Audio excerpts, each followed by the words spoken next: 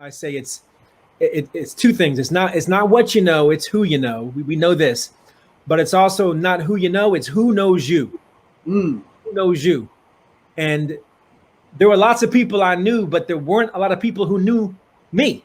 And for those not familiar with The Apprentice, although it gets a lot of conversation over the past 4 years, The Apprentice was a reality television show, actually at the dawning of the reality TV movement. One of those early shows with American Idol, America's Next Top Model. I'm dating myself now. Nick don't know what I'm talking about. That's all right. It's all good, Nick. And it was at the precipice of reality TV when people said it was a fad, and it's been here to stay. 18 people are selected.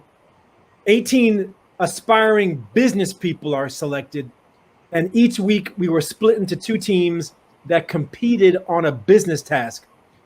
We did a technology expo for seniors. We sold fitness classes at Bally's Total Fitness. We sold Shania Twain's perfume in the streets of New York. Oh yeah, I remember that. Yeah. Every week we get a task. A team wins, a team loses. The winning team gets a reward. The losing team ends up in what was known as the boardroom, and somebody gets fired, and it continues and continues and continues. When I auditioned for the show, I was auditioning for season 4. So there were 3 seasons that preceded me, and there were 1 million people who applied to be on my season. 18 of us that were chosen, and there was one winner. That's the brother right here. Wow. So to your question, though, DJ, The Apprentice was a nationally televised program. I don't think I fully appreciated the power of network television, because I went from being kind of locally known or maybe even regionally known to being nationally known. I mean, it was able to shine a spotlight on me, on my company. It opened up lots of doors, to use your metaphor. It opened up lots of doors to be an author now of 4 books going on 5. I was doing speaking before, but it catapulted me to a whole other stage of speaking. I went from speaking like 4 or 5 times a year to 4 or 5 times a month.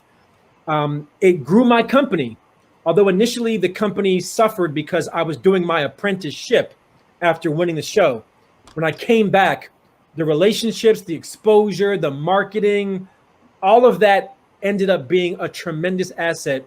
And now our company is one of the 100 largest companies, Black-owned businesses in the country.